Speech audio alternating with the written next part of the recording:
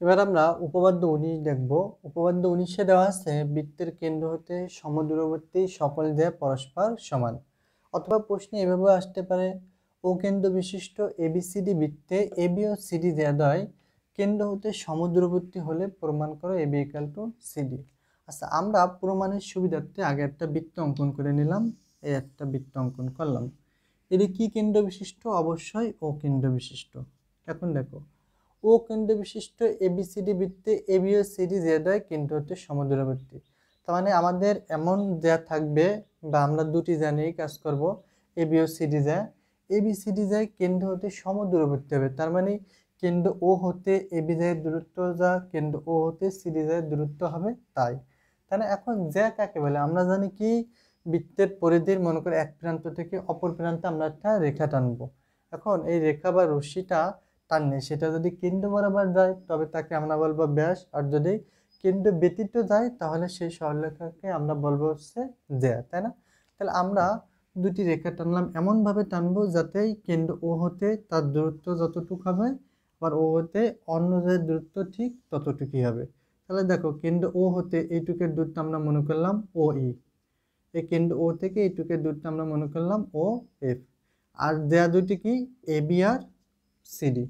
তাহলে আমাদের প্রমাণ করা লাগবে কি, এই এ বি সমান সমান এই সিডি। এখন দেখো, আমরা প্রমাণের সুবিধার্থে ও থেকে এ হচ্ছে যোগ করলাম, আবার ও কমা সি যোগ করলাম, তাই না? এখন দেখো, আমাদের প্রমাণ করা লাগবে কি, এ বি ইকুয়াল টু সিডি, তাই না? এখন দেখো, এ বি ইকুয়াল টু সিডি প্রমাণ করা যে কথা, এই ইকুয়াল টু সি এ প্রমাণ করাও ঠিক একই কথা। কেন? কারণ কি, দেখো, আমরা যদি কোনোভাবে এই ইকুয়াল টু সি এ প্রমাণ করতে পারি, এই জায়গায় লিখতে পারবো না হাফ অফ এ বি, কারণ কি এইটুক কি এ বির কি অর্ধেক না? তাহলে এই জায়গায় আমরা লিখতে পারবো না হাফ অফ এ বি। আবার সিএফ এর জায়গায় আমরা লিখতে পারবো না হাফ অফ সিডি, তখন হাফ দুই পক্ষ থেকে হাফ কাটা যাবে না, তাহলে তখন ultimately A B equal to CD আমরা প্রমাণ করতে পারবো না। তাহলে আমাদের প্রথম উদ্দেশ্য হচ্ছে এই ইকুয়াল টু সিএফ, এই দুটো হচ্ছে আমাদের প্রমাণ করা। এখন দেখো, এই ইকুয়াল টু সিএফ প্রমাণ করব কিভাবে? একটা বাহু আরেকটা বাহু সমান যখন আমরা প্রমাণ করতে চাই, তখন দুটি ত্রিভুজ নিয়ে আমরা তুলনা করব। দুটি ত্রিভুজ যদি সর্বসম হয়, আর তখন আমরা বলবো কি, এর ওই বাহু ওর ওই বাহু সমান, এর এই বাহু ওর ওই বাহু সমান, এর ওই বাহু এর ওই বাহু সমান। তার মানে ত্রিভুজের তিনটি বাহু যদি একটি ত্রিভুজের তিনটি বাহু অপর ত্রিভুজের তিনটি বাহু সমান হয়, তবে তখন আমরা তাকে কি সর্বসম বলি না?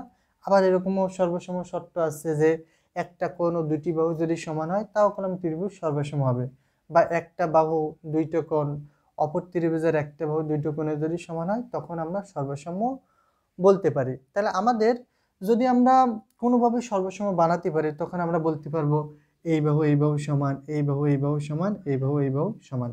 তাহলে আমাদের যেহেতু এইটা প্রমাণ করা লাগবে, তাহলে আমাদের করার চেষ্টা থাকবে কি, সর্বসম হওয়ার যে বাকি কয়টা শর্ত আছে সেই শর্ত থেকে এই দুইটি ত্রিভুজের আমরা হচ্ছে সর্বসম বানাবো, তখন আমরা বলতে পারবো এই ইকুয়াল টু সিএফ। এখন দেখো ভাইয়া, আমরা এই দুইটা ত্রিভুজটা একটু তুলনা করব। কিভাবে তুলনা করব? ত্রিভুজ মনে করো এ ই ও হতে পাই, এ ই ও ও ত্রিভুজ সি এফ ও হতে পাই, সি এফ ও হতে পাই। আচ্ছা ভাইয়া দেখো তো, এই যে ওই, এই ওই আর এই ও সি কি একই বৃত্তের ব্যাসার্ধ না? তাহলে ওই আর ও সি একই বৃত্তের ব্যাসার্ধ যদি হয়, তাহলে ও ইকুয়াল টু কত হবে? ও সি। সাইড নোট দিবা কি, একই বৃত্তের ব্যাসার্ধ বলে। এখন আমরা তো দেখছি যে ওই আর ও এফ হচ্ছে সমান, কারণ কি কেন্দ্র হচ্ছে সমদূরবর্তী, তাহলে ও ইকুয়াল টু ও এফ, সেটা কলম প্রশ্নে দিয়ে আছে, তাই না? ও ইকুয়াল টু এফ। আবার দেখো, ও ইকুয়াল টু এফ, তার মানে আমরা কলম দুইটি বাহু সমান করে ফেলাইছি, একটা ত্রিভুজের আর অপর একটা ত্রিভুজের দুটি বাহু হচ্ছে পরস্পর সমান আমরা করে ফেলাইছি। এখন আমাদের কলাম একটা কোণ, এই ত্রিভুজের একটা কোণ আর এই ত্রিভুজের একটা কোণ যদি আমরা সমান করতে পারি, তখন দেন আমরা বলতে পারবো এই ত্রিভুজ হচ্ছে সর্বসম। আর দুটি ত্রিভুজই যদি সর্বসম হয়, তখন এর তিনটি বাহু এই তিনটি বাহুর হচ্ছে সমান হবে। এখন দেখো, এই কোণটা আর এই কোণটার দিকে একটু তাকাও, এ ই ও আর সি এফ ও, এই দুইটাই কি 90 ডিগ্রি না, বা সমকোণ না? তাহলে আমরা বলতে পারি এ ই ও, কোণ এ ই ও ইকাল টু কোণ সি এফ ও সমান, কারণ কি এটা হচ্ছে দুটোটার মান হচ্ছে 90 ডিগ্রি, ইকাল টু 90 ডিগ্রি।